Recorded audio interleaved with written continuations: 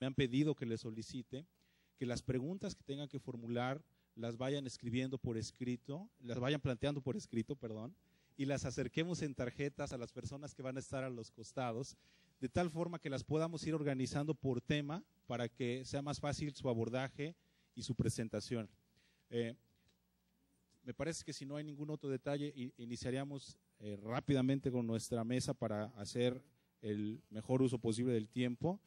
Me parece que Silvia Schmelkes no requiere en realidad gran presentación, prácticamente todos ustedes la conocen. Entre otras cosas, ella ha sido académica reconocida a nivel nacional e internacional en temas educativos, en particular en temas de educación básica. Trabajó durante muchos años en el Departamento de Investigaciones Educativas del CINVESTAB. Después trabajó por un buen tiempo en la Universidad Iberoamericana en la Ciudad de México, eso por el lado académico. Y posteriormente, o paralelamente, también ha desempeñado distintas responsabilidades en el ámbito de la gestión pública en el campo educativo. Actualmente, como ya les decía al inicio, tiene la responsabilidad de encabezar el Instituto Nacional de Evaluación de la Educación. Entonces, les damos la bienvenida a ella, le damos la bienvenida a ustedes a este espacio organizado por la Universidad Veracruzana y la Normal Suárez Trujillo. Y sin más de mi parte, dejo el micrófono con Silvia. Bienvenida. Su presentación.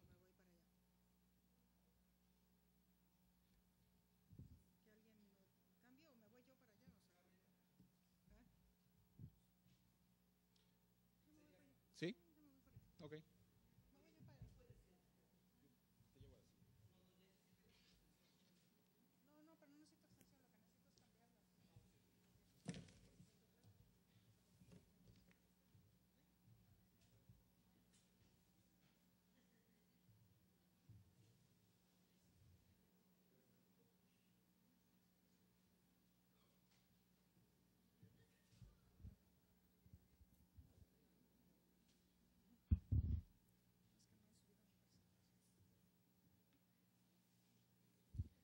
Un segundito porque no han subido la presentación. Enseguida estoy con ustedes.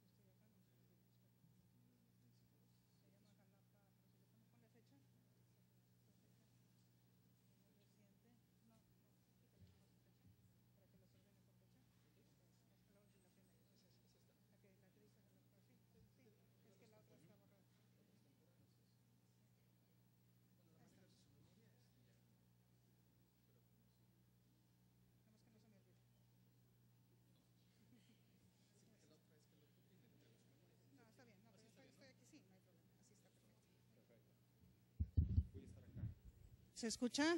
Creo que no. No se escucha. A ver aquel. El micrófono está abierto, pero yo creo que le tienen que mover el volumen desde allá. Bueno, sí. A ver, ¿quieres intentar con este? A ver, ¿este sí se escucha? Tampoco, ¿verdad? Ok. Le tienen que subir más volumen. ¿Esta es tu agua?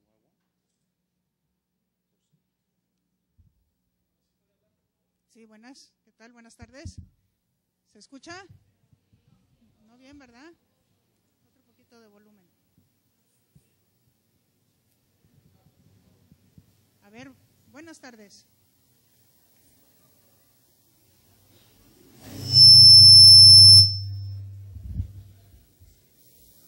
¿Qué tal? Buenas tardes. A ver si ahora ya se escucha mejor. ¿Se escucha mejor? Sí, perfecto. Bueno, pues antes que nada, muchísimas gracias por estar aquí presente. Muchísimas gracias a las dos universidades que son anfitrionas de este evento por esta organización. Para mí realmente es un honor estar aquí en Jalapa y frente a todos ustedes. Me da muchísimo gusto pues esta gran asistencia, porque eso denota pues un gran interés por estos temas importantes que tienen que ver con la reforma educativa actual. Yo voy a hablar del desempeño docente Y lo que les quiero decir a ustedes esta mañana es un poco qué es lo que se está discutiendo a nivel mundial y qué es lo que se está haciendo a nivel mundial en materia del desempeño docente, qué se discute, en qué cosas hay acuerdos, en qué cosas hay desacuerdos, cuál es el estado mejor de la práctica.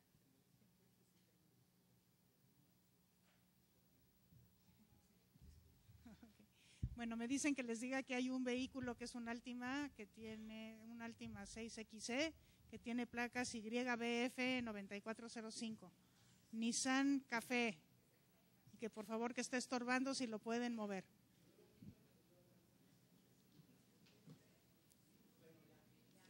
Bueno, a lo mejor no es de aquí. Entonces, yo les quiero decir esto porque esta revisión que nosotros en el INE hemos hecho sobre este estado de la cuestión, nos está a nosotros informando en el diseño que estamos haciendo de la evaluación del desempeño docente que tendrá que comenzar a partir del año 2015 en México, en el contexto de la reforma educativa y de la Ley General del Servicio Profesional Docente. Y a eso me quisiera yo referir porque yo sé que las principales inquietudes, digamos, están justamente en este terreno. Entonces, comenzaría por decir que el docente de alguna manera se le ubica en el centro de estos ejercicios de desempeño docente, está ahí ubicado en el centro porque él es el sujeto y el objeto de la evaluación, las dos cosas, ¿no? Pero el docente, lo que se entiende a nivel internacional es que no se puede entender al docente si no es en su contexto específico. No es lo mismo para nada un docente que trabaja en una zona urbana de clase media que un docente que trabaja en la sierra, con población indígena, en condiciones infraestructurales sumamente pobres. Es evidente que no es lo mismo. El contexto tiene muchísimo que ver. Y también las condiciones de trabajo. No es lo mismo un maestro que tiene un grupo de 12 alumnos que uno que trabaja con 50. ¿verdad? Las condiciones de trabajo tienen, y no solamente estas condiciones de trabajo, también pues el equipamiento, el grado de adecuación, digamos, infraestructural de la escuela, pero también cuestiones que tienen que ver con la escuela misma de naturaleza más social o más humana, como la interacción entre los pares, el liderazgo del director, la manera como la escuela funciona, como colegiado o no, etcétera. Todas estas son condiciones de trabajo que evidentemente afectan la práctica docente. Entonces, el docente no se le puede considerar aislado de estas condiciones. Por otra parte, interesa evaluar al docente fundamentalmente porque se cree, y aquí yo quiero ser muy enfática, ¿verdad?, que la práctica docente es la que produce los aprendizajes que se desean lograr al interior de la escuela. La escuela, como ustedes saben, es el sitio donde hay una intencionalidad en la enseñanza que se espera produzca algún tipo de aprendizaje. Y se piensa que es la práctica docente la que más tiene influencia sobre ese aprendizaje intencionado desde la escuela. Enfaticemos eso, ¿verdad? Porque el aprendizaje tiene lugar en todas las partes de la vida y ahí no necesariamente el docente tiene algo que hacer. Pero lo que ocurre en la escuela y lo que ocurre en el aula, pues sí se supone que depende de manera muy importante, no solamente, pero de manera muy importante, de la práctica docente. Esto es una hipótesis de trabajo. Se espera entonces que si uno puede evaluar a los docentes y puede mejorar la práctica docente como consecuencia de la evaluación, pues mejorará la práctica docente y mejorarán como consecuencia también los aprendizajes de los alumnos. Y por eso interesa evaluar a los docentes. Interesa evaluar a los docentes porque se piensa que en la medida en que la evaluación proporciona información para mejorar la práctica docente, también se mejorará el aprendizaje de los alumnos y con eso la calidad de la educación, ¿verdad? Es decir, es el docente y su práctica lo que explica las diferencias en el aprendizaje entre los alumnos. Pero como digo, esto es algo que no está enteramente constatado en la literatura. Hay muchísima evidencia que pareciera decir que sí, que la práctica docente tiene mucho que ver. No solo la práctica docente, las características personales del alumno y, como digo, el contexto, las condiciones de trabajo, pero la práctica docente tiene mucho que ver con el aprendizaje que logran los alumnos. Por eso estamos ahí, ¿verdad? Todos los docentes estamos ahí para que nuestros alumnos aprendan y todos creemos que es nuestra práctica la que produce esos aprendizajes que intencionamos, que queremos que los alumnos aprendan. Bueno, ¿qué cosa es eso del buen desempeño docente? Bueno, también aquí hay muchísima discusión a nivel internacional. Hay cosas que se han encontrado, por ejemplo, se ha encontrado que la habilidad verbal y la habilidad académica de los docentes influye sobre mejores aprendizajes entre sus alumnos, y la habilidad verbal se entiende muy bien porque tiene que tener que ver con la capacidad de comunicación que tiene el maestro con sus alumnos, ¿verdad? Pero también que tanto domina su materia, y aquí pues esta es una verdad de perogrullo, pero un maestro de matemáticas que no sabe matemáticas pues no logrará que sus alumnos aprendan matemáticas, eso es verdad. Un maestro de matemáticas que sabe muchas matemáticas puede ser que tampoco logre que sus alumnos aprendan matemáticas, eso también es cierto. Pero el dominio de la materia es condición necesaria, si bien no suficiente para lograr aprendizaje con los alumnos, pero el dominio de la materia se tiene que evaluar por esa misma razón. También es evidente que el maestro tiene que tener conocimientos pedagógicos propiamente tales. Y bueno, curiosamente nosotros decimos es evidente y sin embargo, pues en muchas de nuestras secundarias, muchos maestros no tienen conocimientos pedagógicos porque nunca fueron a la normal, salieron de las universidades y en las universidades no se los proporcionaron. Y en el caso de la educación media superior, pues todos, ¿verdad? O sea, todos los maestros que están en media superior no tienen conocimientos pedagógicos porque son egresados universitarios. Ahora con Profordems, pues hay cursos de formación que les acercan el conocimiento pedagógico, pero en términos generales se puede decir que no tienen. Y se sabe que para que un maestro logre aprendizajes entre sus alumnos, se necesita que tenga conocimiento sobre la enseñanza y sobre el aprendizaje, sobre cómo aprenden los alumnos, sobre cómo se desarrollan, etcétera, ¿no? Y luego la experiencia docente, también sobre esto hay alguna discusión, porque al parecer los primeros 5 años de experiencia docente son importantísimos. Cómo va uno acumulando experiencia del primer año al segundo, al tercero, al cuarto, al quinto. Pero después empieza a achatarse la curva, digámoslo así, de manera que más años de experiencia pues no necesariamente mejoran el aprendizaje. Pero los primeros 5 años sí parecen ser clave, inclusive en algunos países se dice que son 10. Son 10 los años en donde realmente la experiencia ya empieza a contar y después empieza a achatar un poquito la curva. Pero esto es lo que sabemos acerca de las cosas que tenemos que evaluar en los docentes que tienen que ver con el aprendizaje de los alumnos. Estas cosas han sido suficientemente estudiadas como para fortalecer la hipótesis de que si el profesor tiene estas condiciones, estas características, entonces logrará mejores aprendizajes entre sus alumnos. Entonces, de lo que se trata es de conocer el desempeño docente, pero con un propósito fundamental. Y esto es lo central, digamos que hace ratito me preguntaban allá afuera que cuál es la tesis central de mi plática de esta mañana, y la tesis central es esta, ¿no? Que conocer el desempeño docente es para poder mejorar el desempeño docente y el profesionalismo del maestro. Ese es el propósito fundamental. Y entonces de lo que se trata es de mejorar el desempeño docente. ¿Por qué? Pues porque se piensa que mejorando el desempeño docente se mejorarán los aprendizajes de los alumnos. Ahora, en general se han hecho otro tipo de evaluaciones. En México en particular esto es lo que ha ocurrido, en donde la evaluación del desempeño docente, lo que ha pasado con carrera magisterial fundamentalmente, pues se ha utilizado para rendir cuentas y para premiar, ¿no? O sea, los maestros que resultan bien evaluados pues son premiados porque se les da otro nivel en carrera o porque se les dan estímulos adicionales, ¿no? Y entonces, bueno, se usa para premiar, que hasta cierto punto es lo mismo que castigar, porque aquel que no sale premiado pues resulta castigado, ¿verdad? Mientras que la otra tendencia de la evaluación nos dice no, lo que necesitamos es una evaluación que forme a los docentes, que nos diga cuáles son aquellos espacios, aquellas áreas de oportunidad en las que el maestro necesita formarse más para poder tener un mejor desempeño. Entonces se habla de la evaluación no para pedir cuentas, no una evaluación punitiva, que es la que castiga, ¿no? Sino una evaluación formativa, que es la que mejora. Y este es el énfasis que pues, la mayor parte de los países le están dando a la evaluación del desempeño docente y la que nosotros en México le queremos dar al enfoque de la evaluación para el desempeño docente. Bueno, tendríamos algunas consideraciones generales que hacer acerca de este asunto de la evaluación. La primera tiene que ver con que trabajar en la enseñanza es complejo. El trabajo de enseñar es un trabajo complejo. Implica que los contenidos se comprendan, que el maestro tenga un repertorio de estrategias pedagógicas, es decir, que maneje la pedagogía en este sentido, que no sea monótono en el tipo de cosas que hace dentro del salón de clase, sino que tenga la posibilidad de recurrir a diversas metodologías y diversas estrategias que mantengan interesados a sus alumnos en el proceso de aprendizaje. Necesita tener una capacidad de interactuar, de comunicar y de desarrollar conocimientos entre sus alumnos.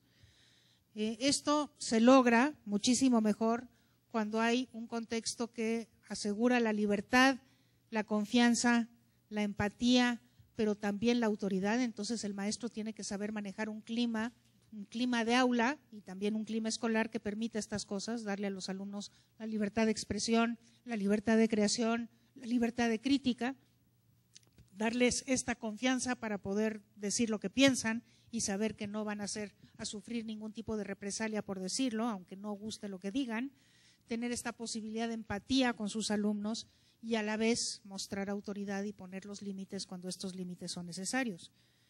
Y desde luego tiene que tener la capacidad de razonar y de juzgar en el curso de su ejercicio, que aquí es en donde entra la ética del desarrollo profesional, que también es un aspecto que hay que evaluar en los docentes, porque la profesión docente es una profesión de una altísima responsabilidad social y justamente cuando el maestro reflexiona sobre su práctica y juzga su propia práctica es donde interviene el juicio ético importante.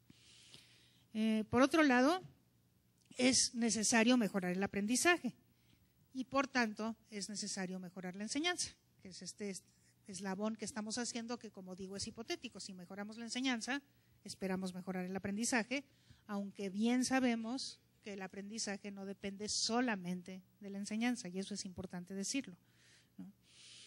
Y bueno, también se sabe que en las escuelas donde el director atiende la enseñanza, es más probable que ocurra que la enseñanza afecte los aprendizajes. Por eso se habla del liderazgo académico del director. Un liderazgo que sabe que lo que tiene que hacer es cuidar y mejorar la enseñanza, que esa es la principal función de un director. ¿Cómo hacemos para que esta escuela que está hecha para enseñar valore ante todo ese proceso de enseñanza y entonces impida interrupciones, impida que haya un uso del tiempo que el del tiempo destinado a la enseñanza el 100% se destine a él y que no haya desviaciones en este sentido? Pero también al director le preocupa que esa enseñanza mejore, porque bueno, la enseñanza siempre puede mejorar, por eso la calidad es un movimiento continuo, pero lo que le interesa es que los maestros estén cada vez más formados internamente al interior de la escuela. Se puede hacer mucho en este sentido para que esta enseñanza también tenga un proceso de mejora.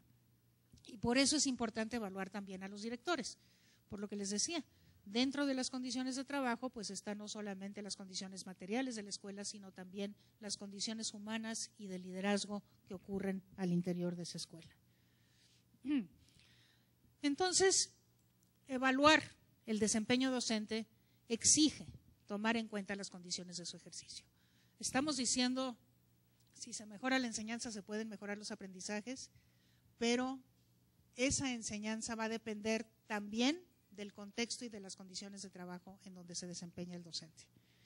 Y entonces, como este trabajo docente es una tarea compleja, evaluar también es una tarea compleja. Evaluar el trabajo docente es una tarea compleja y se tiene que complejizar esta evaluación del trabajo docente. No lo podemos simplificar o banalizar diciendo que si yo aplico una prueba voy a conocer si el docente tiene una buena práctica o no tiene una buena práctica. Eso sería que ante una complejidad tan grande como lo es el trabajo docente, se responda con una simpleza, ¿no? El de decir, bueno, con un solo instrumento voy a poder saber si ese es un buen docente o no es un buen docente. O sea, aquí estamos planteando eso no puede ser, así como es complejo el trabajo docente, compleja también debe ser su evaluación. Y bueno, nos preguntamos sobre qué evaluar cuando hablamos de desempeño docente. Y bueno, también aquí, y lo que les estoy diciendo, acuérdense, es lo que se dice a nivel mundial que el maestro debe de saber. Entonces, entre las cosas que se dicen es que los maestros tienen que tener conocimientos sobre los fines de la educación y sobre sus fundamentos filosóficos, que esto tendrá repercusiones después sobre el ejercicio, la parte ética del ejercicio profesional. Tiene que tener los conocimientos disciplinares. Los maestros tienen que dominar las disciplinas que enseñan, cuando menos al nivel en las que las enseñan, cuando menos, ¿verdad? Entonces un maestro de primaria tendría que dominar los contenidos de todas las asignaturas de primaria, puesto que las imparte todas o casi todas, ¿no? Y un maestro de secundaria de español pues tendrá que dominar la disciplina de la lengua, la disciplina del español. Pero entonces los conocimientos disciplinares, por lo que ya les decía, son fundamentales. Conocimientos pedagógicos generales, también ya lo mencionaba.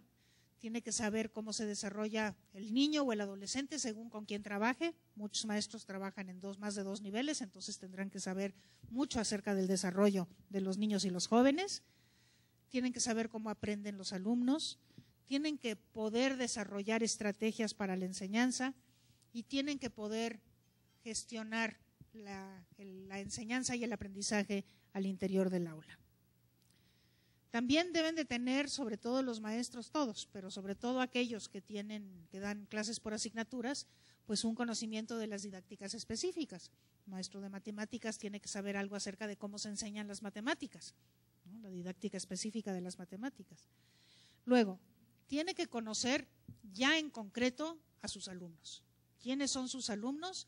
¿Y en qué contexto viven esos alumnos? ¿De qué familias vienen? ¿Cuál es el entorno más amplio?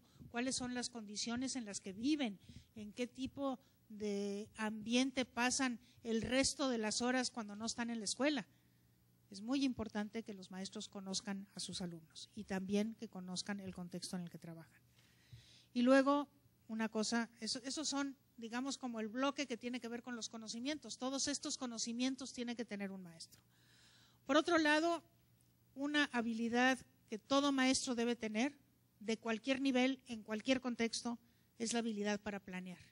El maestro tiene que poder planear su clase y tiene que poder diseñar formas de evaluación que son acordes con esta planeación y que estén orientadas a retroalimentar a los alumnos sobre sus avances. Entonces, todo un capítulo sobre planeación de clase, porque un maestro que no planea su clase, y yo diría cada clase, porque esto es lo más importante, ¿no? Es decir, estamos muy acostumbrados a planear los largos plazos, ¿verdad? Planeamos el año, planeamos el semestre o planeamos el mes, pero lo que verdaderamente importa es planear cada lección, porque cuando planeamos cada lección es cuando sabemos qué valor añadido le damos respecto de la lección anterior y qué vamos a esperar, qué pasito vamos a esperar que nuestros alumnos den. Y al poder planear eso, podemos diseñar los desafíos para que nuestros alumnos se involucren en el proceso de aprendizaje. Entonces, pues se necesita saber planear. Bueno, también hay una coincidencia a nivel mundial en que la verdadera evaluación del desempeño docente solamente puede hacerse mediante la observación presencial o virtual de la práctica docente. Es decir, sí, definitivamente el maestro necesita tener un conjunto de conocimientos y eso se los puedo preguntar en una prueba. Pero lo que a mí me interesa evaluar al hablar de desempeño, pues es la práctica docente. Y la práctica docente, la única manera de conocerla es observándola. No hay otra manera de conocer la práctica docente. Es muy difícil que yo le pregunte a un docente cómo le hace para ser docente o qué hace cuando es docente. Es muy difícil que él me responda a eso y que yo se lo pueda preguntar y pueda además registrarlo de manera adecuada y después calificarlo y compararlo, ¿no? La verdadera manera de poder acercarnos al desempeño docente es viendo su práctica. En algunos países, pues lo que se dice es nosotros no podemos ir a visitar las escuelas y por lo mismo no podemos ver la práctica en el acto mismo de practicarla. Entonces, en Chile, por ejemplo, a los maestros en el proceso de evaluación de desempeño docente, que en Chile es voluntario, como lo era carrera magisterial, ¿no? Se les pide un video. Entonces se les dice a los maestros que por favor filmen una clase. Entonces los maestros preparan su clase, obviamente van a poner lo mejor de ellos mismos, ¿verdad? Van a preparar la mejor clase posible y entonces van a dar esa clase frente a una cámara y la cinta de esa filmación la mandan a quienes están haciendo la evaluación de desempeño. Bueno, es una manera de acercarse a conocer la práctica, ¿no? Hay mucha gente que ha criticado este asunto que les decía, bueno, pero va a ser la mejor clase que puede dar. pues sí, a lo mejor es la mejor clase, pero es la mejor clase que puede dar, no puede dar más allá de eso que me está mostrando en el video, y además todos los maestros me van a mostrar su mejor clase, entonces estaremos comparando con el mismo nivel, ¿no? Entonces, bueno, ellos lo hacen a través de un video, y lo pongo porque no se descarta, cuando menos en el primer año de la evaluación de desempeño docente, que en México algo así suceda. No se descarta, no estoy diciendo que así va a ser, porque nada de esto está definido todavía para México. Pero toda esta revisión nos está informando a nosotros en cómo lo tendríamos que ir pensando para México. Bueno, lo que sí es clarísimo es que solamente conocer los resultados del aprendizaje de los alumnos no transforma la práctica docente. Entonces, se pensó así. En tiempos anteriores en México, bueno, hace no mucho tiempo, todavía el año pasado, ¿verdad?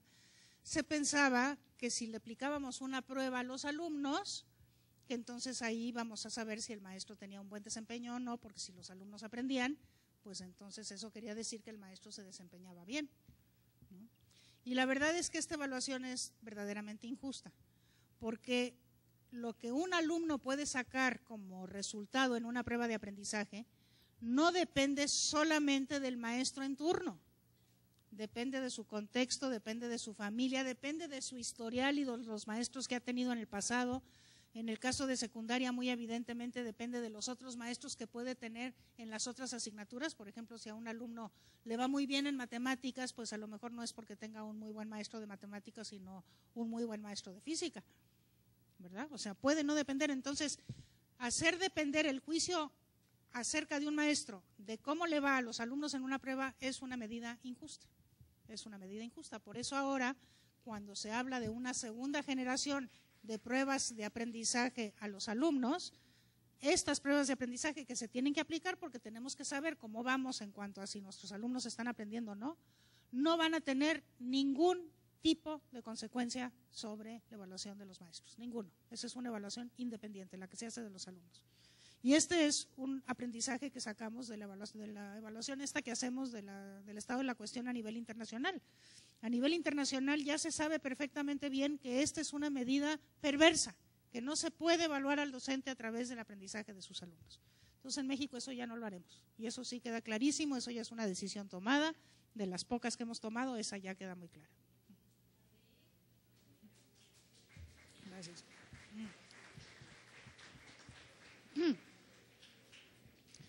Ahora, hablamos ya del bloque de conocimientos, de la planeación, de la práctica docente, ¿no? Que como digo hay que observarla, y el mejor lugar a donde se debe observar pues es en la escuela misma, y al rato les voy a explicar cómo pensamos que la evaluación efectivamente tiene que implicar visitar la escuela y visitar a los maestros en el aula.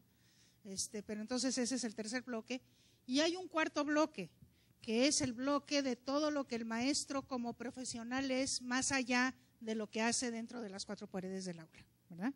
O sea, dentro de las cuatro paredes del aula tiene que demostrar que efectivamente sabe, que planea, que tiene una buena práctica docente, pero además tiene otra serie de actividades que forman parte de él como profesional. Una fundamental, importantísima, es cómo contribuye a la escuela como institución. O sea, un maestro no termina su trabajo en las cuatro paredes del aula, tiene una responsabilidad respecto del colegiado, respecto de la escuela toda, y entonces eso también tiene que ser evaluado. Pero además el maestro tiene una responsabilidad profesional con él mismo, que tiene que ver con seguir aprendiendo de manera continua, seguirse preparando, seguirse formando, como todo profesional que lo tiene que seguir haciendo. Y más allá de eso, pues tiene obligaciones con los padres de familia, con la comunidad, obligaciones gremiales inclusive, que lo definen a él como un profesional y que de alguna manera también tienen que ser tomados en cuenta. Y bueno, todo esto tiene que ver con lograr calidad en los aprendizajes, está relacionado con eso, por eso vamos a evaluar al docente, porque pensamos que eso va a tener relación con evaluar calidad en los aprendizajes. Pero cuando nosotros hablamos de calidad, no podemos nunca dejar de hablar también de equidad, porque no estamos hablando de educar a unos muy bien y abandonar a los otros, sino educarlos a todos bien, a todos nuestros alumnos.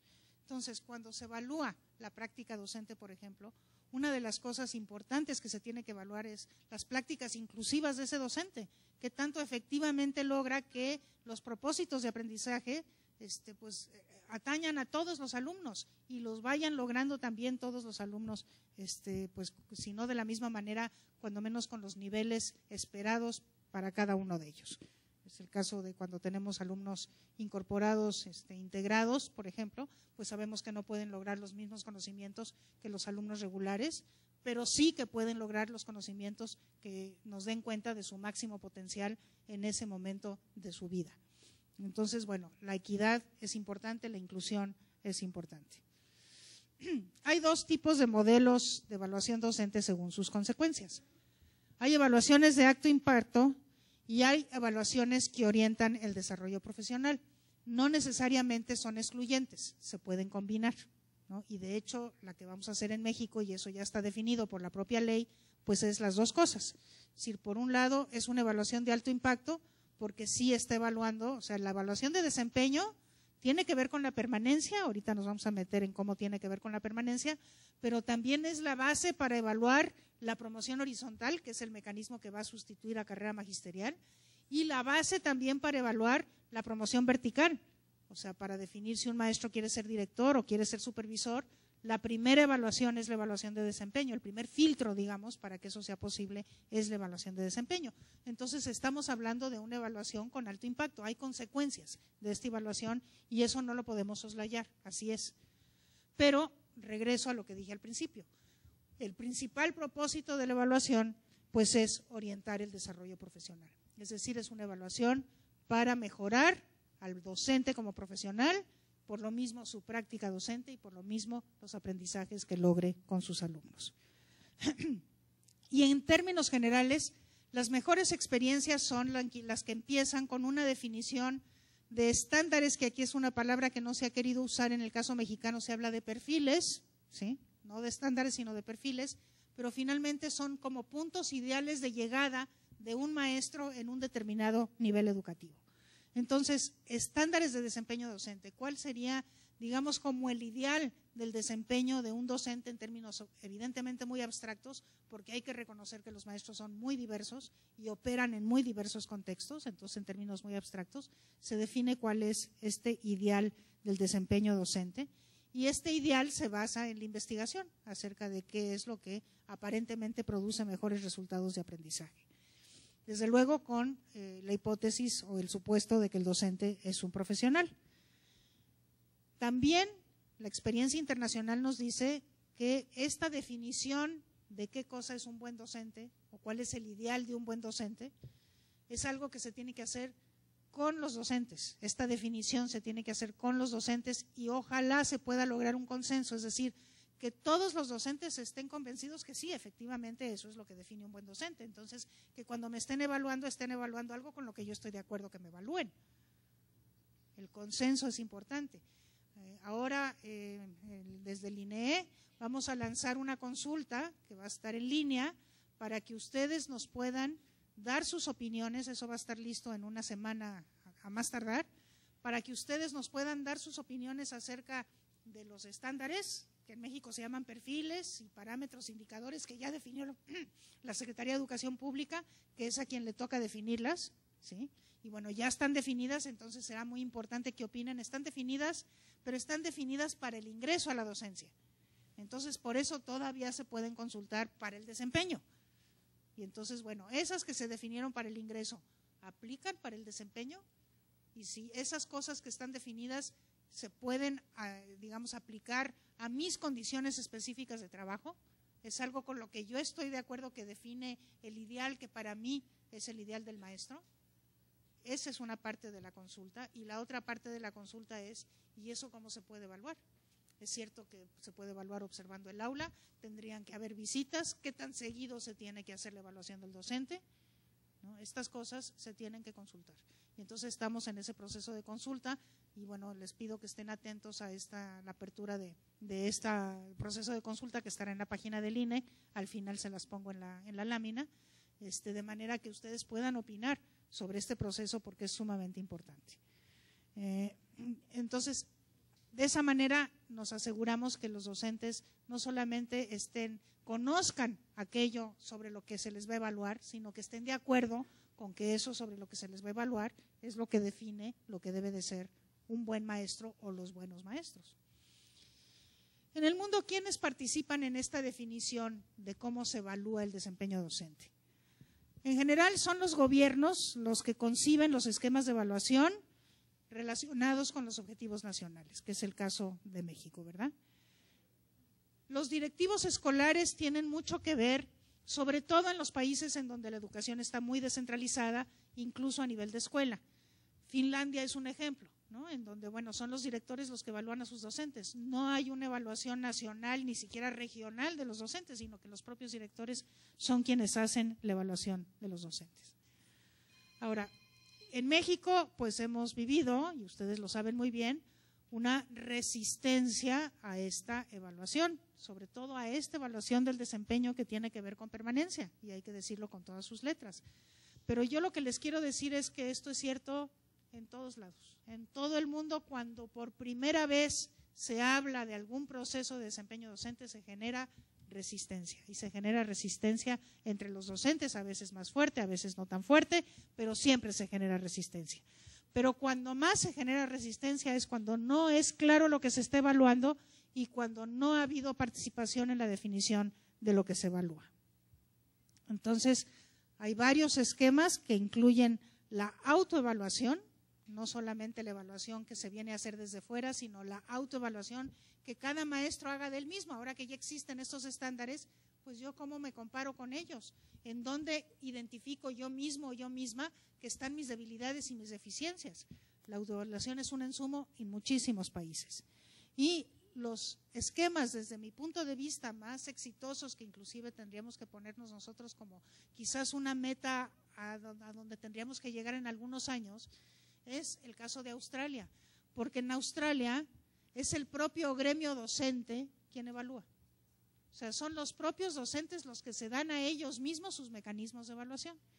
Y esto no debe de sonarnos tan extraño, porque, por ejemplo, los médicos pues tienen sus propios mecanismos, los médicos evalúan a los propios médicos, y los médicos son los que le quitan la licencia de ejercer a un médico.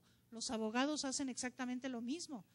Y si la profesión docente realmente logra constituirse y consolidarse como una profesión, pues tendrían que ser la misma profesión docente la que defina cómo evaluar a sus propios agremiados y en todo caso cómo definir quién sí entra en el gremio y quién no está dentro del gremio porque no reúne esos estándares que el propio gremio define. Entonces, eso les cuento que ya se hace en Australia. A mí me parece fantástico. Me gustaría muchísimo que en México, pues en algunos años fueran los propios docentes agremiados profesionalmente, porque una cosa es el gremio que defiende los intereses laborales, que es muy importante, pero otra cosa es un gremio que se agrupa profesionalmente para hacer este tipo de cosas, precisamente, ¿verdad? Bueno, también en términos generales, algunos países incluyen una encuesta a padres de familia o una entrevista con padres de familia para evaluar al docente. ¿Qué opinan los padres del docente? Pero en términos generales, lo que dice aquí, se les toma poco en cuenta a los padres de familia. O sea, como que se cierra la evaluación en la escuela misma y no se considera la comunidad. Los padres de familia son otra fuente de información muy importante. Y la otra fuente de información más importante es el alumno, porque el alumno sí sabe perfecto si le gusta a su maestro o no le gusta y por qué, si le gusta, qué cosas sí le gustan de él y qué cosas no. Pero al alumno, y esto le estoy diciendo lo que sucede a nivel internacional, no se le toma en cuenta en educación básica, estoy hablando de educación básica, porque en educación superior es al revés. En educación superior al docente se le evalúa por lo que dice el alumno de él, y casi es la única fuente de evaluación del docente en las universidades. Pero en educación, y les cuento del mundo, en educación básica, pues a los alumnos se les toma poco en cuenta, pero eso no quiere decir que sean una fuente muy importante de información. Y entonces, bueno, con esto, ¿cuáles son los instrumentos de evaluación docente? Instrumentos que para nosotros en este momento están como en el menú y nos gustaría poder decir, pues queremos utilizar muchos de estos porque lo que les decía, ¿verdad? O sea, no pensamos que un trabajo tan complejo como la docencia se puede evaluar con algo simple. Necesita evaluarse con algo complejo, algo que permita una visión más holística del docente, y eso implica el uso de diversos instrumentos y no solamente de uno o de unos pocos. Entonces, entre los instrumentos están, ya decía yo, la importancia de la observación en aula, portafolios de los docentes, porque en los portafolios de los docentes es donde están sus planeaciones de clase, por ejemplo, donde está cómo evalúa a los alumnos. Puede haber en los portafolios algunas evidencias de aprendizaje de los alumnos a través de sus propios trabajos. Entonces, estas cosas también se toman en cuenta. Como decía ya, la autoevaluación docente, que en algunos países es un ingrediente importante, no solamente es cómo lo evalúa el evaluador que viene de fuera, sino él mismo cómo se autoevalúa.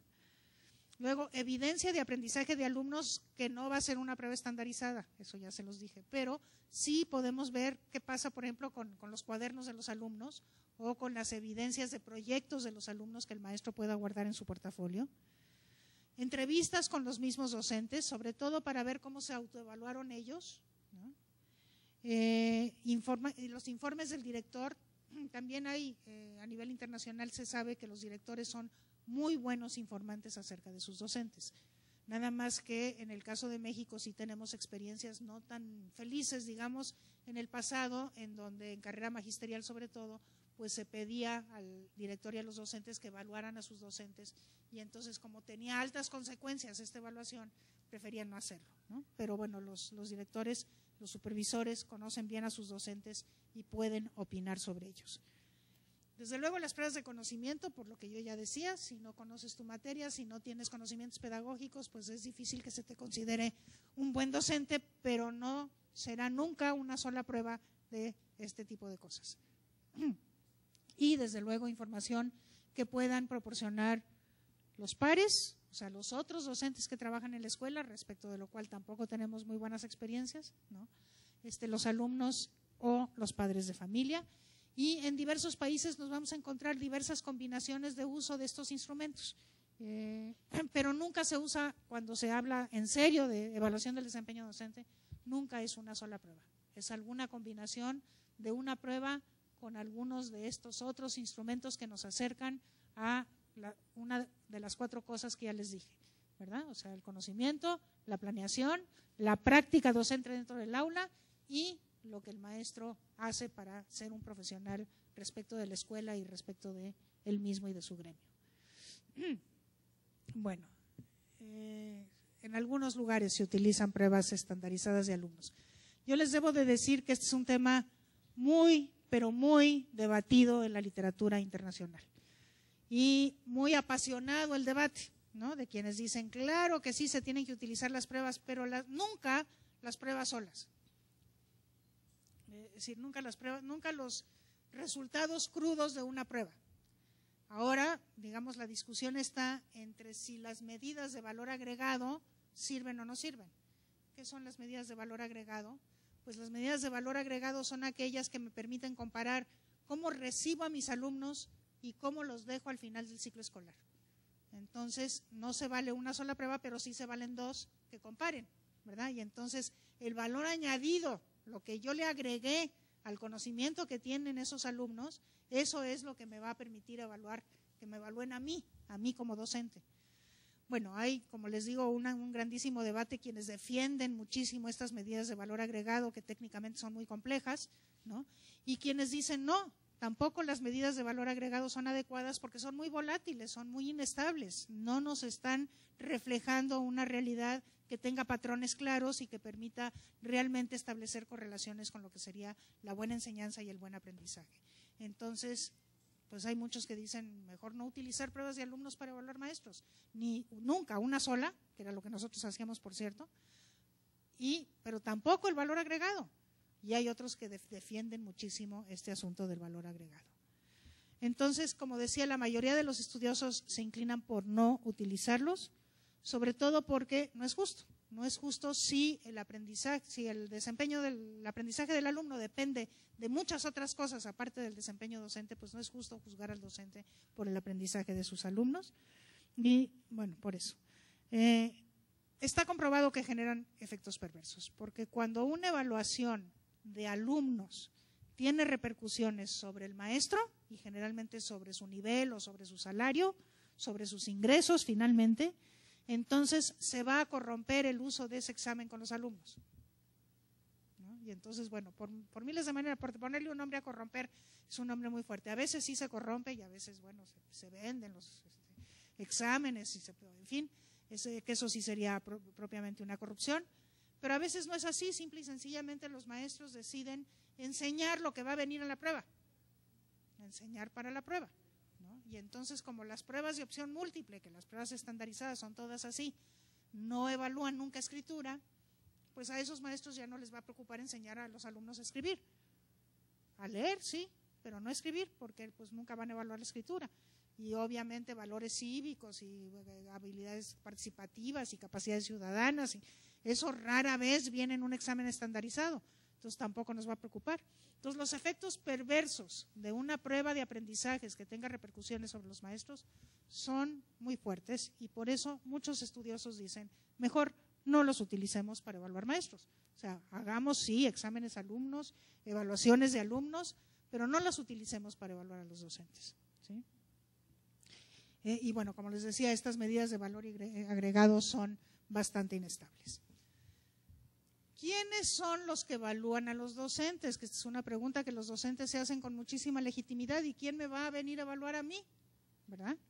Entonces, en el mundo en general, en la mayoría de los países, los evaluadores son maestros, pero los mejores maestros. Son personas que son seleccionadas de entre el magisterio, pero de entre los mejores entre el magisterio, por su desempeño docente y por la autoridad moral que tienen frente a otros docentes. También, que bueno, generalmente van las dos cosas juntas, pero de ahí están seleccionados. Ahora, hay que seleccionarlos con este rigor, con este cuidado, pero también hay que formarlos. Tienen que estar rigurosamente formados, tienen que conocer muy bien el trabajo que hacen los maestros, por eso se dice que tienen que ser maestros. No solamente un maestro conoce el trabajo que hace el maestro.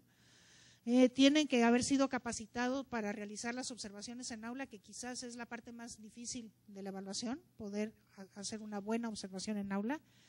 Tienen que tener autonomía respecto del maestro evaluado, es decir, no tienen que evaluar a los maestros de su escuela, por ejemplo, ni de su zona probablemente, sino irse a otra zona donde no haya una relación afectiva con los maestros.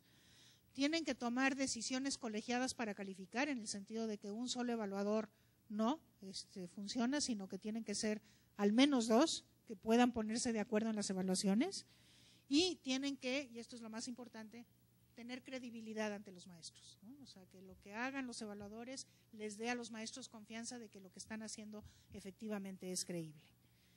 En algunos países los evaluadores se certifican, es decir, se les selecciona, se les forma y además se les certifica.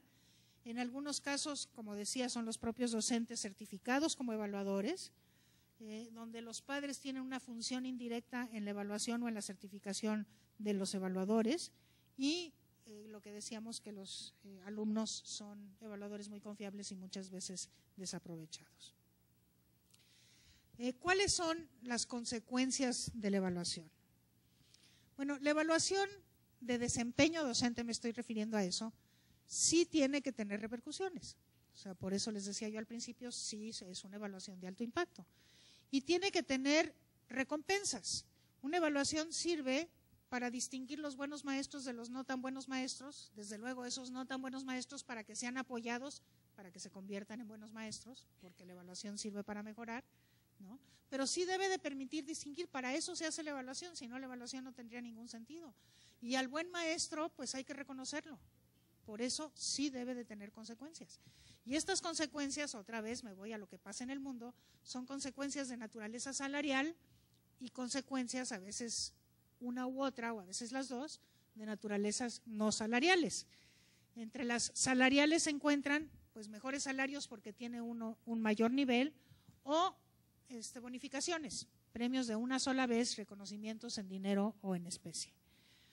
Y bueno, estas recompensas tienen que ser suficientes para motivar, no pueden basarse en puntajes absolutos, esto es importantísimo por lo que ya decíamos de la importancia del contexto y de las condiciones de trabajo. Los puntajes tienen que relativizarse, cuando se trabaja en un contexto muy pobre no se puede exigir lo mismo, cuando se trabaja en una escuela que no tiene la infraestructura necesaria, que no está funcionando bien, o cuando se trabaja con un grupo de 50, no se puede exigir lo mismo. Entonces, por eso los puntajes no pueden ser absolutos, tienen que ser relativos respecto del contexto y de las condiciones de trabajo. Y luego hay una gran diversidad de estímulos no salariales. Por ejemplo, hay becas, hay la posibilidad de hacer estancias fuera, hay la posibilidad de tomar un año sabático, hay este tipo de cuestiones, ¿no? De muy diversa naturaleza. Hay a veces la posibilidad de publicar una innovación que hace el docente, hay la posibilidad de ser docente modelo en otras escuelas, y entonces hay un reconocimiento más bien moral al trabajo que hace, etcétera, ¿no? Y luego hay un debate sobre si las recompensas tienen que ser a los individuos o a todos los maestros que trabajan en una escuela. Esto se debate mucho. En el caso de México, en ocasiones anteriores, en el pasado, digamos, se tomó la decisión de hacer las dos cosas, con los incentivos. Si ustedes recuerdan, como resultado de la prueba de aprendizaje a los alumnos, la prueba de enlace, cuando se aplicaba en el contexto de carrera, pues entonces se definía si un maestro se llevaba una escala superior en carrera o no, y para los maestros, estando o no estando en carrera, si un maestro tenía muy buenos resultados con sus alumnos, se le daba un incentivo, pero también se le daba incentivo a la escuela cuando había varios maestros que tenían buenos resultados con sus alumnos, cuando la escuela toda salía bien. Entonces, eso se debate mucho si se debe de hacer una cosa u otra o las dos. Y bueno, lo más difícil es la amenaza de perder el empleo, ¿verdad? Eso es lo más difícil de todo, porque cuando efectivamente una de las consecuencias del desempeño docente es perder el empleo, pues efectivamente la resistencia de los maestros se explica perfectamente bien, y yo diría inclusive se justifica. Como ustedes saben, en el caso de México no hay riesgo de perder el empleo a partir de la evaluación de desempeño. Sí hay riesgo, y hay que decirlo con todas sus letras porque la ley lo dice, no porque lo estoy diciendo yo, sí hay riesgo de que se pierda el grupo, es decir, de que el maestro ya no pueda estar frente a grupo y que se tenga que ir a una actividad de naturaleza administrativa. Después de 3 evaluaciones, se le dan 3 oportunidades a los maestros de hacer eso. Pero el empleo no se pierde, los derechos laborales no se pierden, y bueno, la ley también dice que en la medida de lo posible esta actividad administrativa se situará lo más cercano a su sitio de trabajo posible. ¿Qué se hace con la evaluación? Bueno, lo más importante de todo es que la evaluación de veras sirva para mejorar, y yo les digo sinceramente, en el INEE tenemos muy claro que nuestro grandísimo reto es demostrar que esto es así, que la evaluación efectivamente sirve para mejorar. Entonces, lo importante es que la evaluación contribuya a que la práctica docente mejore, y para que se mejoren, con la mejoría de la práctica docente, se mejoren los aprendizajes de los estudiantes. Entonces, se trata de una evaluación formativa para identificar los espacios de mejora posible en los docentes y atenderlos. Una evaluación lo que nos da es información acerca de cuáles son las debilidades de los docentes y también de sus fortalezas, cómo aprovechar mejor esas fortalezas y cómo atender las debilidades. Y también la ley del servicio profesional docente dice que se podrán identificar estas debilidades y tendrá que haber procesos de apoyo, de acompañamiento y de formación para que esas debilidades sean atendidas, puedan superarse y en la siguiente evaluación se salga bien. Entonces, por eso estamos en el caso de México con una evaluación, la primera, que es una evaluación de ubicación. Sencillamente la primera evaluación no tiene ningún tipo de repercusión en nada más que en ubicar al maestro en un determinado nivel dentro del proceso de llegar al estándar, y desde luego de decir si tiene debilidades, que todos tenemos debilidades, todos los seres humanos. Si tiene debilidades, pues qué procesos de apoyo, de acompañamiento y de formación necesitan. Después vendrá una segunda evaluación que va a comparar al maestro respecto de él mismo, y que si efectivamente el maestro recibió estos procesos de apoyo, acompañamiento y formación, seguramente mejoró. Lo importante es que pase del mínimo. Y si otra vez no pasa el mínimo, entonces tendrá una tercera oportunidad, pero otra vez habrá en el proceso, entre un año y otro, pues estos apoyos, acompañamientos y procesos de formación. Entonces, yo digo personalmente que es muy difícil que un maestro con estas 3 oportunidades no mejore. Es sumamente difícil que un maestro no mejore. Yo tengo la esperanza de que efectivamente estos apoyos, el acompañamiento y la formación sean pertinentes, para que el maestro de veras le saque provecho a ese apoyo que le tiene que dar la Secretaría de Educación Pública a consecuencia de la evaluación. Pero si es así, yo digo que todos los maestros van a poder lograr superar esos mínimos en esas 3 oportunidades que la ley le da para hacerlo. Entonces, esto es lo importante, que realmente permita mejorar. Y la evaluación, bueno, la evaluación sumativa compara y responsabiliza al docente de su desempeño profesional. Y bueno, con esta evaluación sumativa, que es la que se logrará después de esa tercera evaluación, cuando en todo caso se tendrá que tomar la decisión de si deja el grupo o no deja el grupo el docente, bueno, ahí podríamos decir estamos en un momento de una evaluación sumativa. Y las evaluaciones formativas y las sumativas se pueden combinar en este sentido. Bueno, como decía, la idea es que el maestro tenga los apoyos necesarios para mejorar. Y lo que dice la literatura al respecto es que estos apoyos no son, a ver maestro, tú tuviste problemas con lograr los mínimos en matemáticas y tú eres un maestro de matemáticas. Entonces yo te voy a sacar del aula y te voy a llevar a un curso de matemáticas, de cómo enseñar matemáticas en secundaria. Y después te voy a regresar al aula. Lo que nos dice la literatura internacional es que en general estos cursos sirven menos que los procesos de formación que se dan en la misma escuela, a través de tutores, de modelos de maestros que lleguen a enseñarle a los maestros cómo ellos dan clase, o estos modelos de maestros que observen las clases de los maestros que están ahí y les digan, mira, creo que tú podrías mejorar tu clase haciendo esto y esto y esto. O con comunidades de aprendizaje donde el director ayude a constituir grupos de lectura y grupos de reflexión sobre la práctica que permitan ir estableciendo innovaciones de los maestros en su práctica que les permitan ir mejorando. Esto parece lo que más funciona, y también parece ser que en México nos estamos inclinando, a esto le toca a la Secretaría de Educación Pública, pero nos estamos inclinando hacia algo que tenga mucho más que ver con lo que ocurre en la escuela misma que con sacar al maestro del aula para llevarlo a un curso. No se descartan los cursos, pero no será el mecanismo más socorrido, digamos, para apoyar a los maestros. Bueno, y ya para concluir,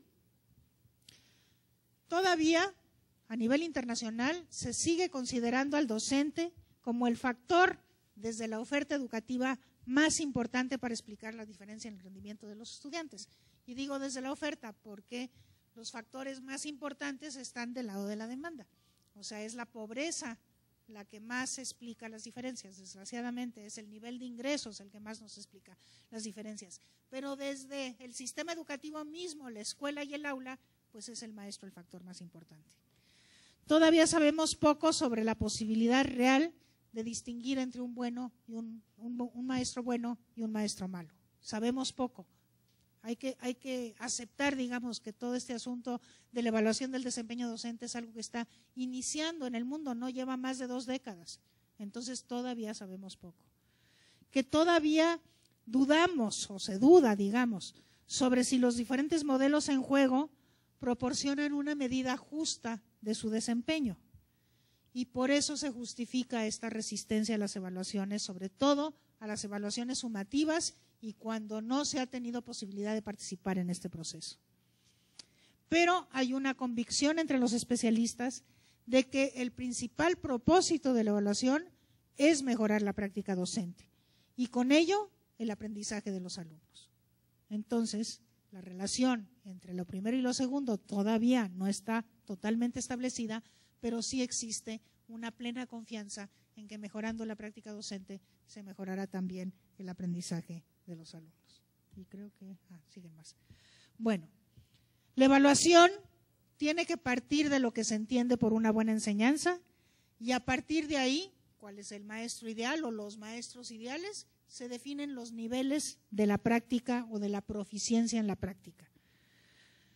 Estos niveles de desempeño tienen que guardar relación con los aprendizajes de los alumnos y con las recompensas de los maestros. Entonces, si yo estoy en el nivel 1, bueno, probablemente voy a tener menores resultados de aprendizaje en mis alumnos que si estoy en el nivel 4. Y tendrían que estar como muy relacionados. los niveles con los aprendizajes de los alumnos y con los niveles de recompensa. Como decía, esto se hace con la participación de los maestros porque es la única manera como se garantiza su eficiencia.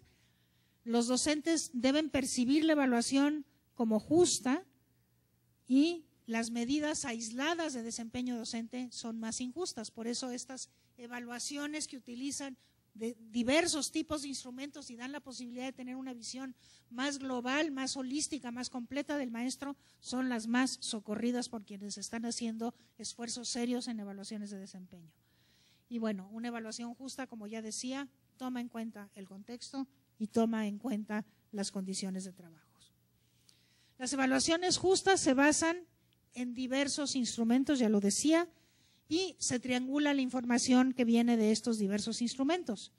Y en este proceso es clave la selección y la formación de los evaluadores, porque son ellos quienes van a emitir finalmente el juicio sobre ese maestro. Especialmente crucial es el uso que se le va a dar a la evaluación. Si el uso es para formar, y entre más cerca de la escuela es mejor, entonces estamos hablando de una evaluación formativa. Y además, la evaluación permitirá distinguir entre los buenos y los malos maestros.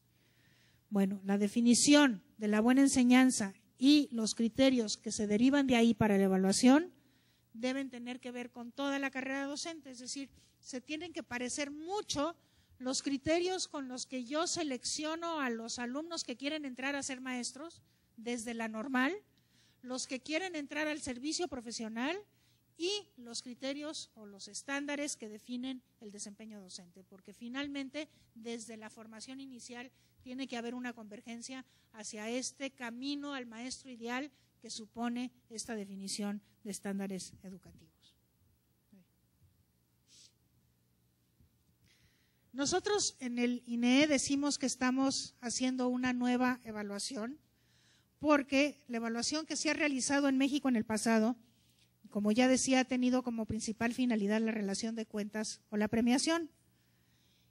Y en el pasado en México la evaluación se ha utilizado muy poco, casi nada, para mejorar la calidad de la educación. Y por lo mismo ha tenido repercusiones negativas sobre la equidad. Ha tenido como consecuencia una tendencia a uniformar los contenidos educativos.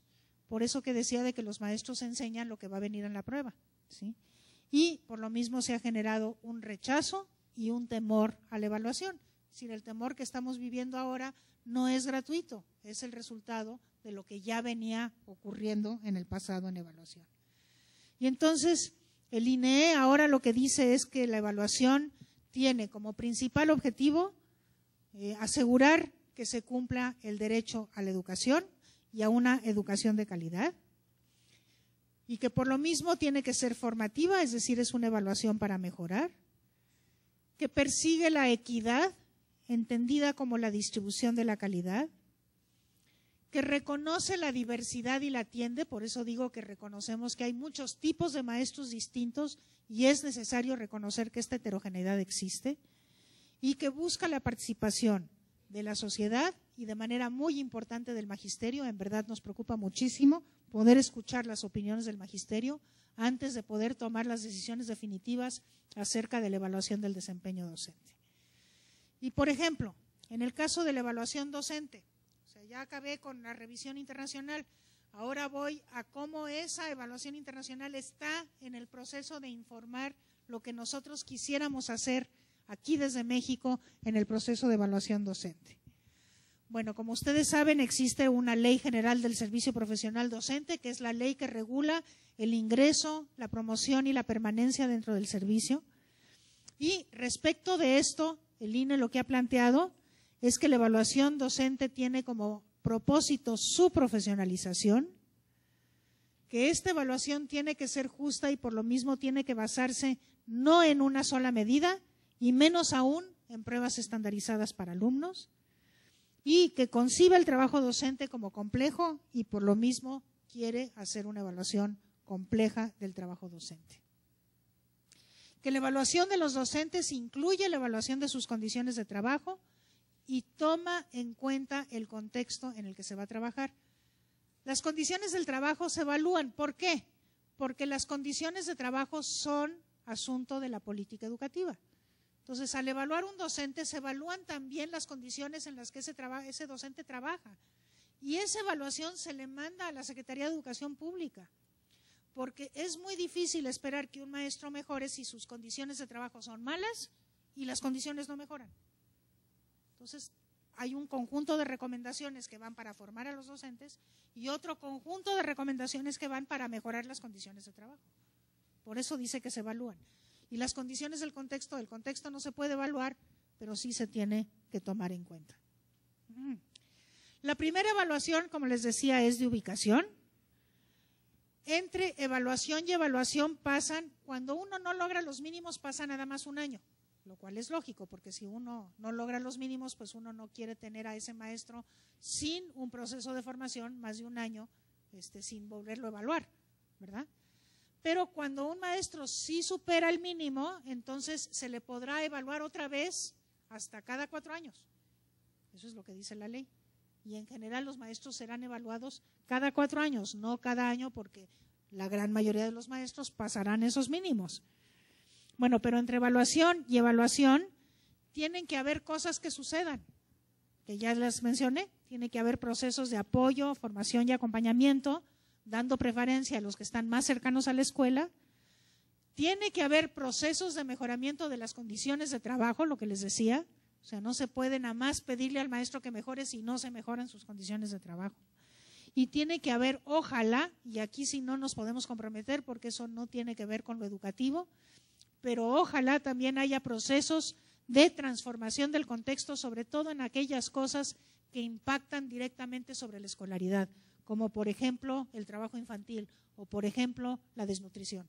Que ojalá cuando esos problemas se presenten en el contexto, pues pueda también haber programas intersectoriales que los estén atendiendo de forma que no afecten la escolaridad. Y ya para terminar, perdón por tardarme tanto, diría que la evaluación es para mejorar y que la evaluación docente es para profesionalizar. La evaluación de alumnos es para conocer su aprendizaje y tratarlo de mejorar, pero la evaluación docente es para mejorar su profesionalismo.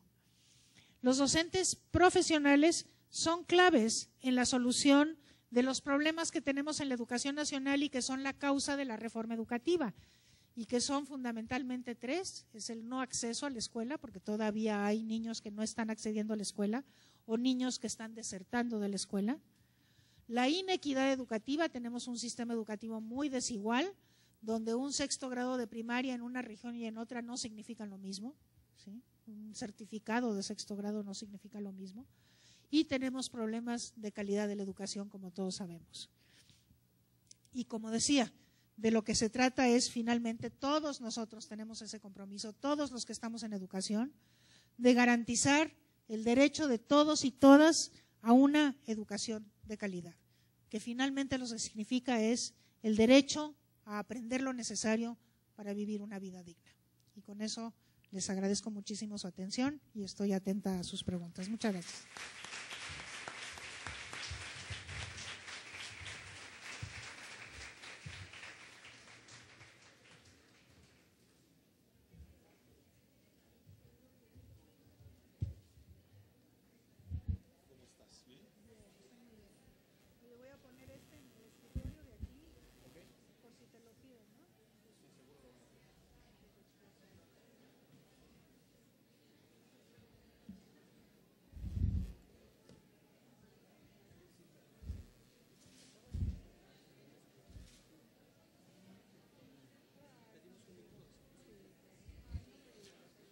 Agradecemos a la maestra Silvia Schmelkes por su presentación y ahora ustedes tienen la palabra. Vamos a empezar a recibir aquí al frente las preguntas que han sido formuladas a lo largo de la presentación y también durante la interacción que se va a seguir desarrollando durante los siguientes minutos. Vamos a esperar a recibir algunas más para empezar a organizarlas y tratar de responderlas en conjunto. Nos serviría la luz aquí arriba. Si quieren, mientras llegan las preguntas, me están dando una información muy triste, que es que se acaba de caer un árbol en la Escuela Técnica número 3 y que desgraciadamente una niña falleció como consecuencia de ese accidente. Una niña que se llama Alondra Córdoba Vargas, Escuela Secundaria Técnica número 3, y me están pidiendo si podemos hacer un minuto de silencio por esta niña que acaba de fallecer.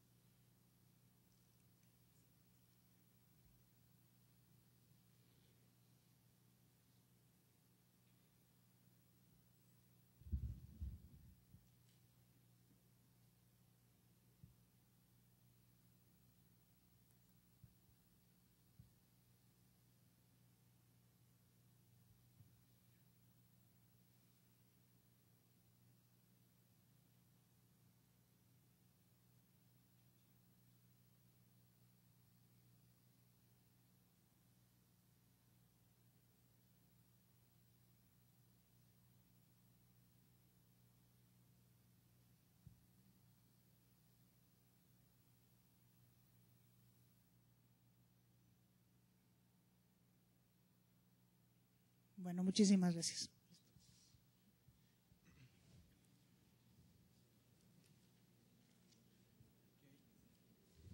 Algunas preguntas sobre los centros de actualización del magisterio y acá sobre la diversidad de contextos en la evaluación, aunque este tema ya lo tocaste, entonces probablemente podrías.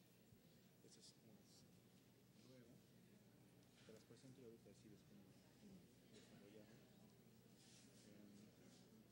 Este es sobre el contexto mundial, el sustento filosófico para los docentes mexicanos, los paradigmas de resistencia de los docentes, no sé exactamente qué sea eso, sobre educación superior, que me parece que el INE no tiene competencia. Preguntan si no se pretende realizar una evaluación conductista.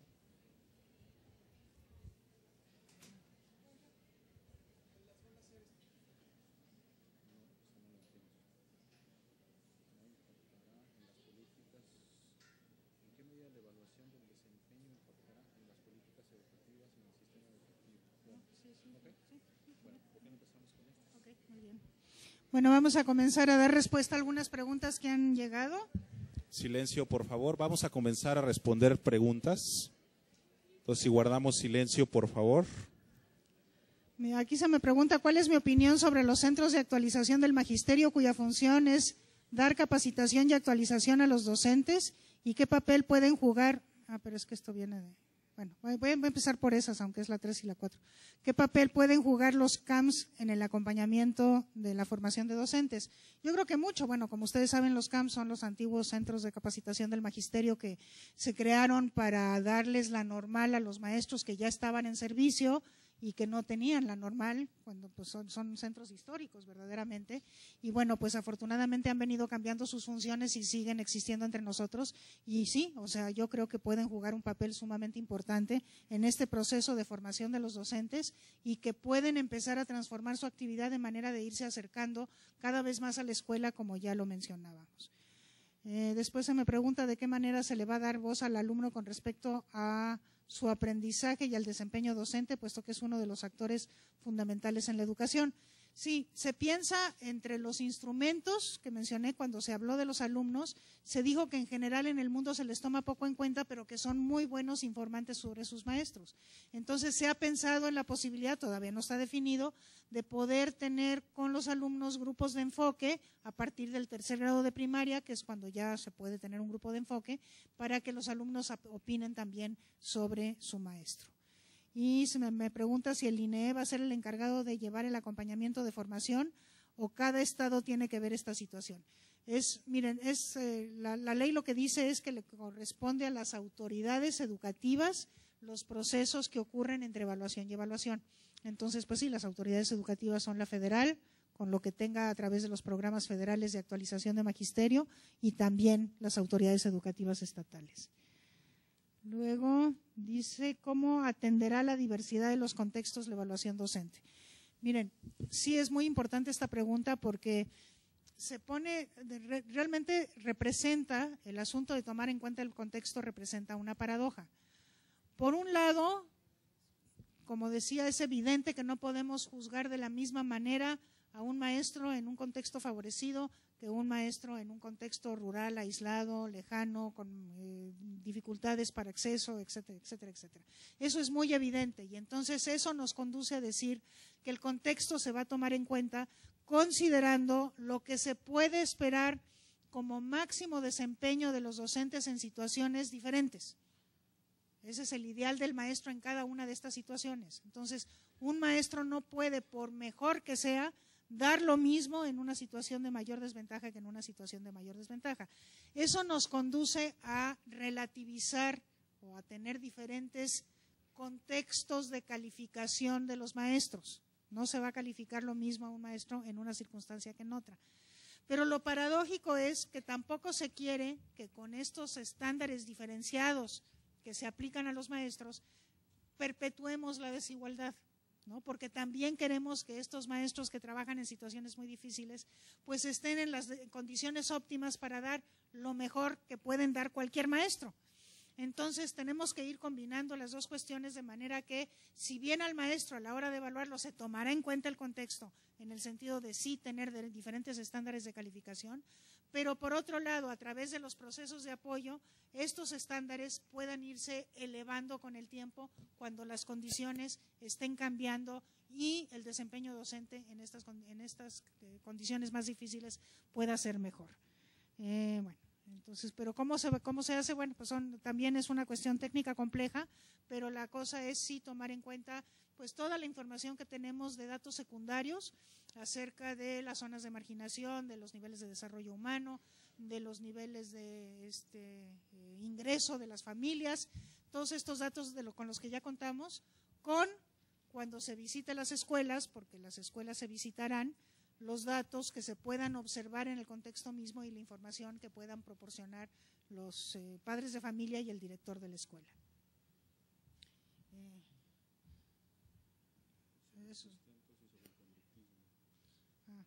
Es que si la evaluación que se pretende realizar acaso no es una evaluación conductista.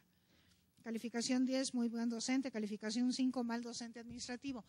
Pues miren, si hubiéramos querido hacer una evaluación conductista, entonces hubiéramos aplicado una prueba y entonces sí, efectivamente la prueba nos da pues un número y el número nos permite clasificar, ¿verdad? Pero no lo estamos haciendo así. Así va a ser, por ejemplo, ahora la prueba de ingreso a la docencia, ¿no? Esa prueba desgraciadamente tiene que ser de esa forma porque no puede ser de otra una prueba de ingreso, una evaluación de ingreso. No obstante, el ingreso completo no se definirá sino hasta el segundo año de ejercicio y entre la primera evaluación de ingreso y ese segundo año de ejercicio habrá 2 evaluaciones de por medio. Entonces ahí sí la evaluación será en la escuela y tomar en cuenta todas estas cosas. Entonces no, yo creo que yo la definiría como una evaluación holística, la que de alguna manera estamos tomando en cuenta, o integral, si ustedes quieren, es la mejor palabra.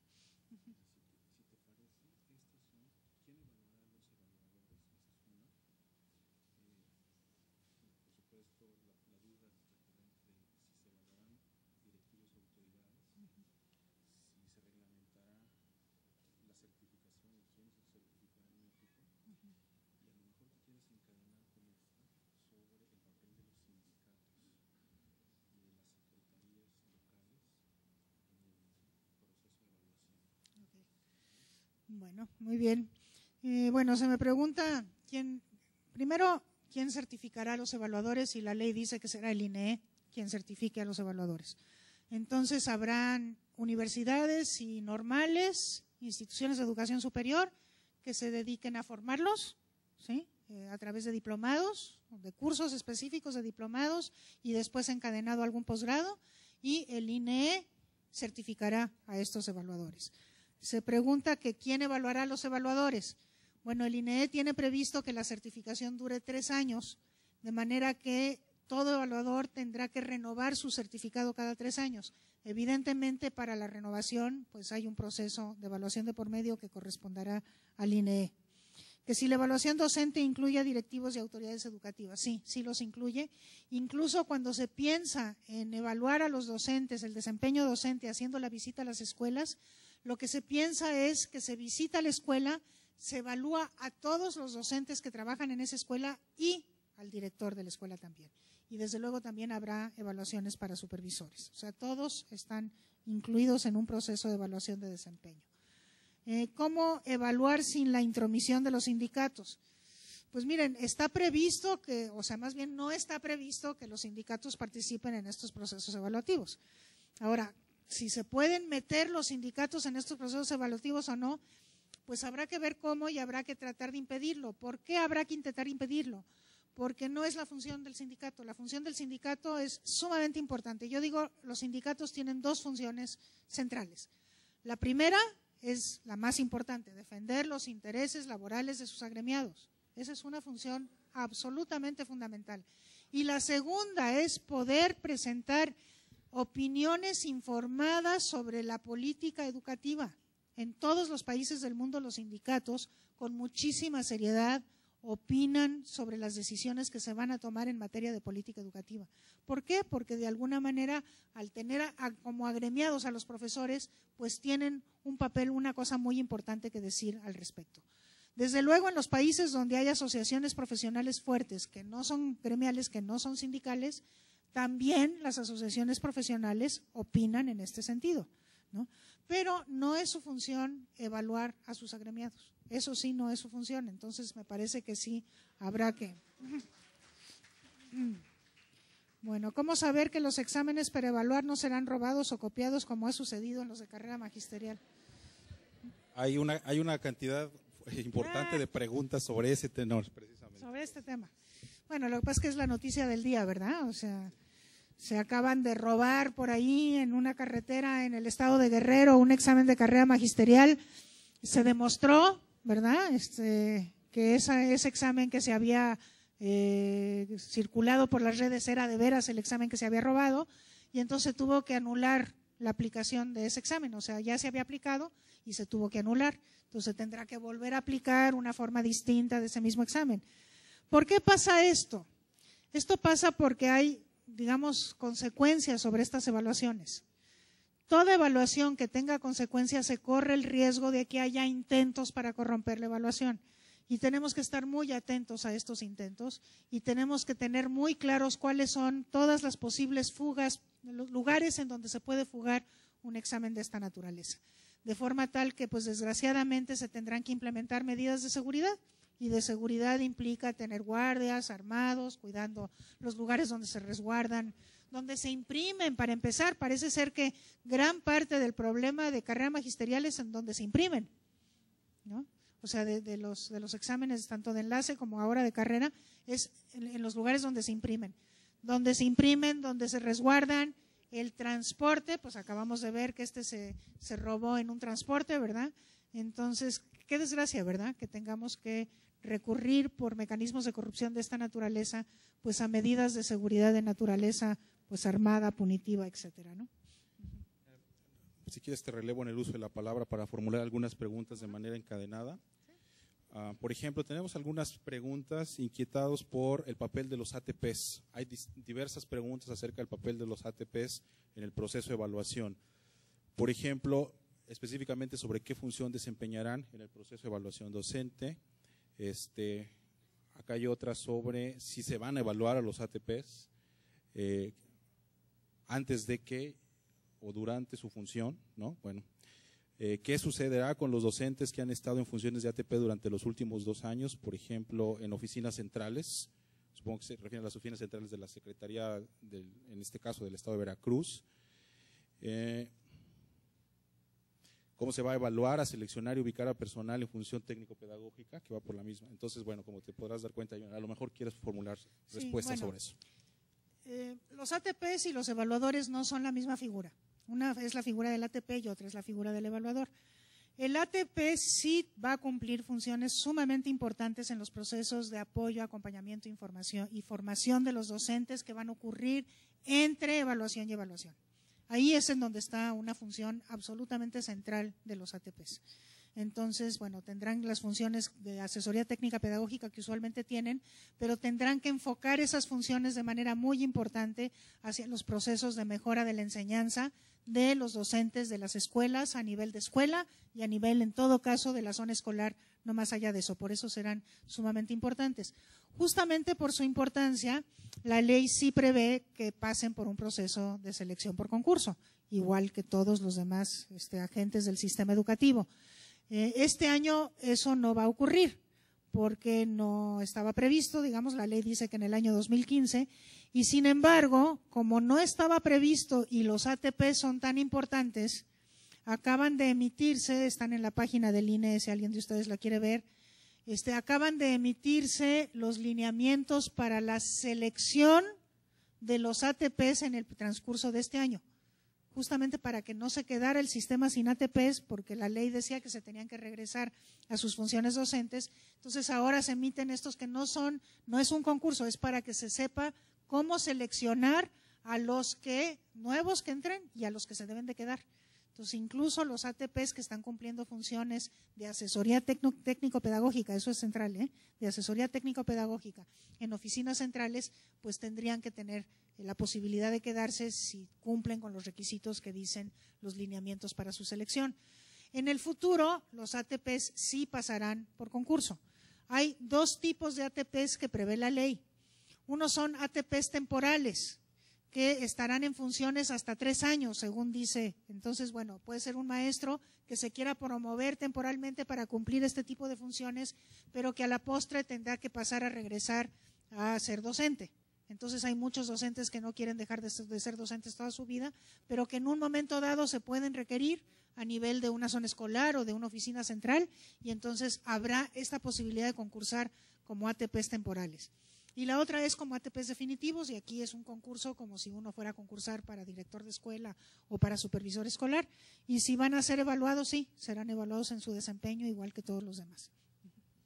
Ok, hay una serie de preguntas, Silvia, acerca de los institutos en los estados, que ustedes ya se han pronunciado al respecto, ¿no? Por ejemplo, hay una preocupación acerca de cómo se creará y quién será el personal que funcionará, en este caso, en el caso de Veracruz, que es en el contexto en el que estamos, ¿no? En la misma medida, ya de una vez la planteamos seguido, hay una preocupación acerca de cómo se harán operativas estas observaciones que tú haces acerca de la identificación de problemas acerca de la evaluación, si habrá recursos para que las secretarías puedan atender las necesidades identificadas. Es decir, hay, digamos, una preocupación entre recursos y desempeño institucional para atender los problemas. Bueno, respecto de los institutos de evaluación, esa es una facultad que tienen los estados, las entidades federativas, de decidir cómo quieren, a través de qué mecanismos institucionales quieren cumplir las funciones que tienen asignadas para la evaluación educativa, que ahora son muchas y bien interesantes, por cierto, porque los estados tienen, digamos que se abre una tercera línea por la vía de la evaluación, una tercera manera de entender el federalismo educativo, que no está tan normado como las otras vías, y donde podemos pensar en un federalismo mucho más activo, mucho más protagónico por parte de las entidades federativas. Pero depende de cada entidad federativa si quiere crear institutos o no. Eso no es una cosa que dependa del INE.